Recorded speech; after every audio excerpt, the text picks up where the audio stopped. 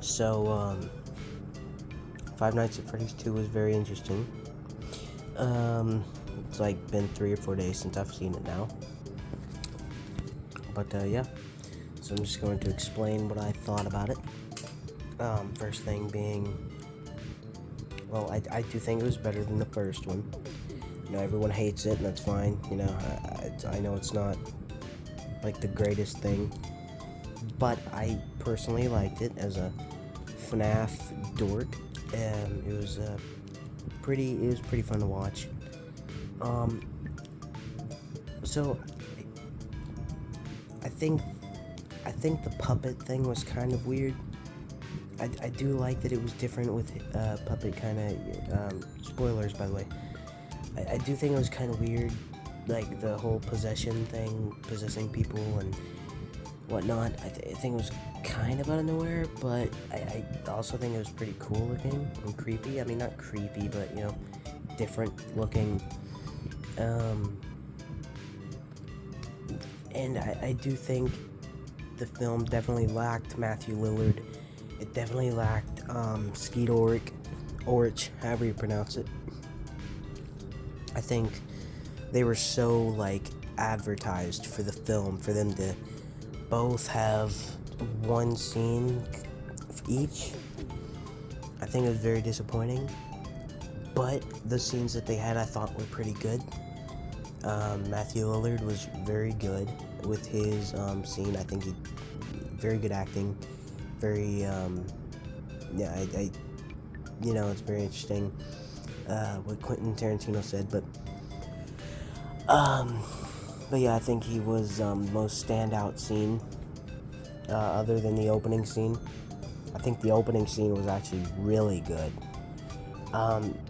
I think everything after could have been a little better, but that opening scene with the girl, like, yelling for help for the kid, for the boy, and all the adults, like, not caring, and then her, you know, getting killed and falling on the puppet and the puppet rising, I think it was super great stuff.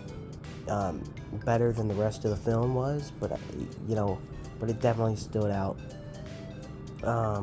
And then the intro drop into the music was great. The ending was kind of strange. I'm not sure how I felt about how, like, sudden Mike and Abby, or at least Mike, turning on Vanessa is kind of strange. You know, it just kind of felt out of nowhere and out of character for them to just suddenly be like, I don't want to see you anymore, we can't trust you. But yeah. The toy animatronics were pretty good. I think Toy Chica definitely had the most to do. Toy Bonnie, I felt like, I don't know, I kind of wish we could have heard more of Matt Pat. I think the voice was very weird because I was expecting it. I mean, it's okay. I guess it's not that big of a deal, but they could have really gotten anyone to voice Toy Bonnie. It wouldn't have made any difference because there's so many filters over it. Toy Freddy, he was fine. He didn't really do anything stand out other than walking through the little Fast Fest thing, which I thought was going to be a bigger deal, or actually I thought that was going to be like flashback stuff. It was kind of weird that being going on in modern day after everything they knew of. But either way, it looked okay. It looked cool, but it was kind of weird. Let's see. I think the ending was pretty funny. Where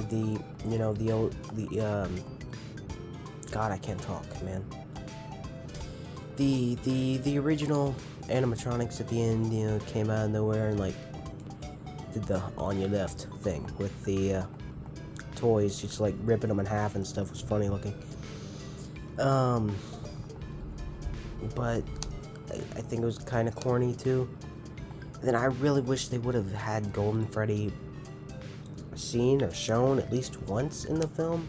I know they showed the kid, but they didn't show Golden Freddy himself. which was, I just expected something from that character. And then, the, I think it was interesting bringing Michael Afton into it, but I wish they had explained it a little more. Like, there was no real reference or mention of him in the first movie, which I guess makes sense, but I just feel like he kind of came out of nowhere and didn't really do much. But I think the actor did really good. I think he looked cool in the role, and I could tell immediately before he even said his name that was gonna be someone evil by his eyebrows. I mean, you can just tell. But yeah, I think there was some pretty cool stuff going on with the after credits stuff. I think the post credit scene with the dudes looking for horror attraction stuff, obviously from FNAF 3, you know, that kind of whole thing. And then they find, you know, they found a real one, they said, and they walked in and seen Springtrap laying there. I think that was really cool, setting up the third film, and I do hope in the third film that there is an hour of Springtrap William Afton screen time, because he has been severely underseen in the first two films, especially the second. And I just think they could be using him so much more. And I hope I hope the third film does not have him in a 5-minute role. I really hope he's there for the entire film and a lot, just showing up a lot. And I also still want to see some, not just Springtrap, I'd like to see some more William Afton flashbacks or scenes, whatever you want to call them. But overall, I think the second film, I think it was good. I think it was a little more entertaining than the first one, and you know, tartar sauce falling off the toilets and stuff. So the only other thing I want to say, I think the references and Easter eggs were, you know, obviously good for FNAF fans or nerds, you know. But I think they were a little bit, I think the film leaned a bit too much into that. Like, watching as someone who knows all this stuff, I think it's gonna be hard for people, at least most people that don't know much about FNAF, to really understand or care about this movie, because it's a movie that you kind of have to know some backstory about to really get what's going on, because they don't really explain much. I mean, they don't really explain Michael Afton or how, you know, a lot of this stuff that's going on, they don't really explain it enough to where the general audience can really get interested by it. So I think there's definitely some room to grow in that part.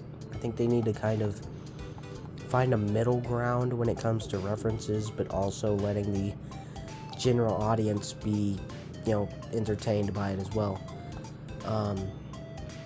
But yeah, that's about it. I mean, it was a fun theater watch. It was the most crowded theater I've ever been in. It was basically full, and there was a good amount of not I wouldn't say cheering or hollering, but there was a good amount of, you know, reacting, some laughs and some just general sounds, but it wasn't like annoying, you know. And yeah, so that was Five Nights at Fart Holes 2.